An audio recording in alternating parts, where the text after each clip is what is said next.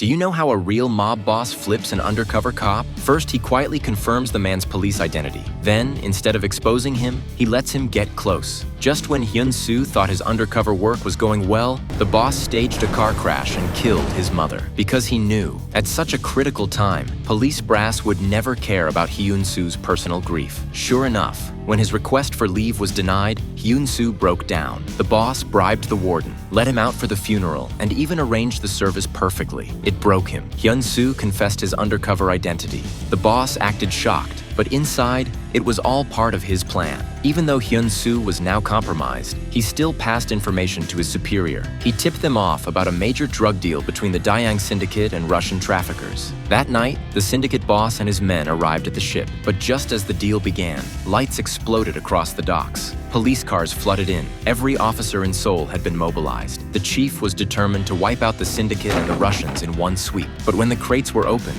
she froze. No drugs, only children's toys. Meanwhile, at sea, the real deal was unfolding. The Russians had packed the drugs into salt-filled bags and sunk them. After 2 hours, the salt dissolved, and the bags floated to the surface. The exchange was flawless. The syndicate boss raised a glass in celebration, but the mob boss said coldly, "I don't drink with dead men."